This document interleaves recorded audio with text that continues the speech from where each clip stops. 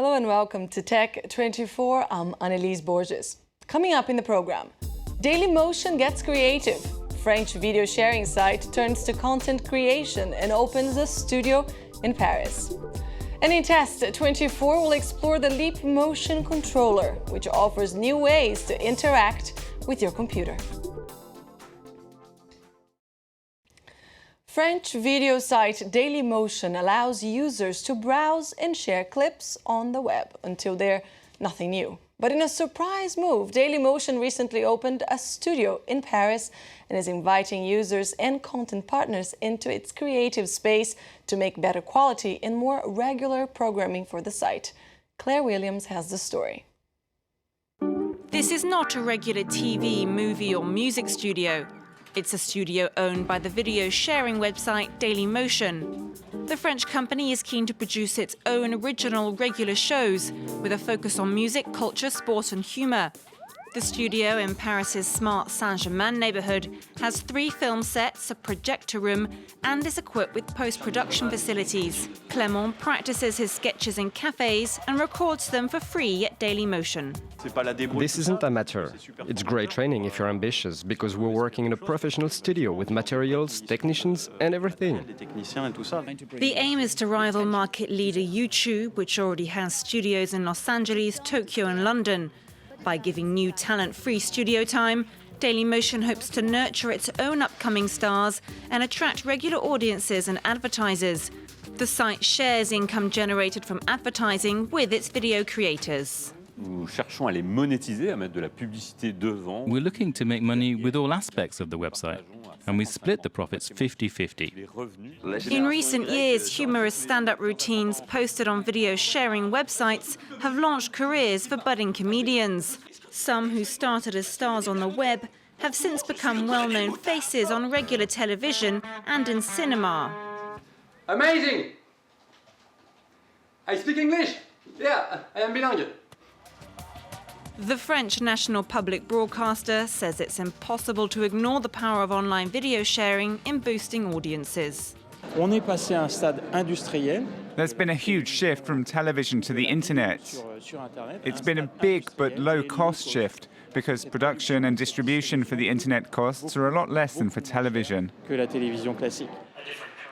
Dailymotion says it's considering opening studios in London, New York and Los Angeles. I'm now pleased to be joined by Liam Boger from the Rude Baguette. Liam, thank you so much for joining us today. No problem. You spoke to the Secretary General of Dailymotion a couple of weeks before the launch of the studio. Do you think that this is the right strategy for Dailymotion? Oh, definitely. I mean, if you look at the landscape today, there's no way that Dailymotion is ever going to play the YouTube game better than YouTube plays it. So the only question for them is, how can we do what we do well better? And I think this is a perfect way. They want to be this end-to-end solution for enterprises. You saw even France Television is interested in knowing what's going on. So they're not only there to be the every video spot the way YouTube is, but they're there to be the good, the quality, the enterprise solution for all the video players. What do you think is particular about Dailymotion? Do you watch it, for example?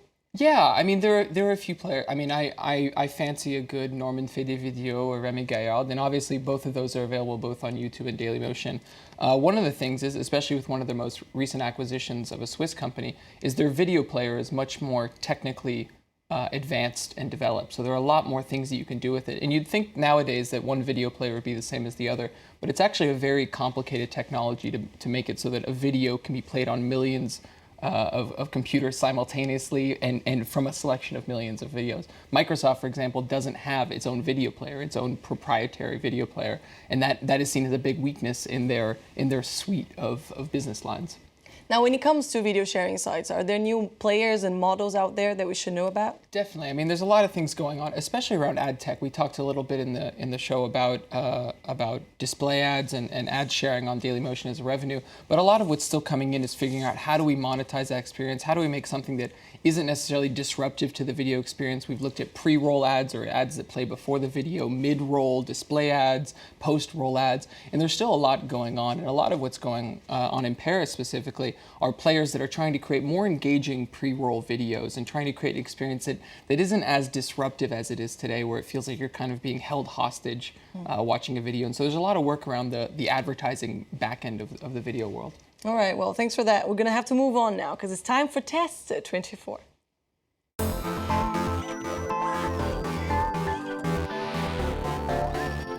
You can swipe, pinch, wave, and grab. Leapmotion is a brand new technology that allows you to interact with your computer in a very different way. Liam has tested it for us. Liam, what did you think? Using Leapmotion is definitely a look into the future. There's no doubt that gesture-based control is the future. We've already seen this with Microsoft Kinect. We even saw this with the WeThings Wii Remote way back when you could hold a stick and move it around. And Leapmotion really gets down to the idea that I don't need to push a button for an action to be done, and I don't need to be holding an object necessarily. You know, if I want to swipe, I can swipe. If I want to push, I can push. If I want to tap or click, I can click. And in that respect, it's a very amazing feat as to where they're going just in the past few years. That being said, I wasn't necessarily as convinced by the technology behind Leapmotion as I was kind of expecting, given all the hype that's been around it. How exactly does it work? So Leapmotion works pretty simply. It's got a few LED and infrared lights. The infrared lights look at where the LED lights are projected up, and in order to get a 3D image of what's going on. So what you end up having is some sort of hemispherical look at what's above it. So you have to be physically above in order for it to work. So it picks up things like when I get rid of a finger, when I move it, when I move from left to right, and you can see that it tracks basic points. So there's things like the tips of my finger, the palm of my hand, and my wrist. And with all that technology, you were still not impressed. Why was that? I think the idea is incredible. I think the idea is of where we're going with getting closer to, I want to do this, I do it, and it goes. But I think the problem is it's just not as responsive as I want it to be. I still found myself trying to, playing with the games, trying to move a ball from one side to the other. I still felt like I was looking at the screen and trying to line things up and move it, as opposed to where I should be, which is just I move my hand and it goes.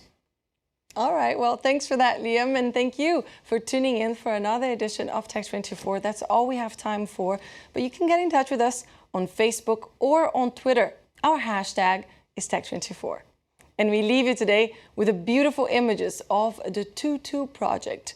In the pink tutu is Bob, Linda's husband. When Linda was diagnosed with cancer, Bob decided to do something to make her laugh and forget the disease. Here's the result of that idea. Beautiful shots, a great project. Thanks for watching, and I'll see you next week.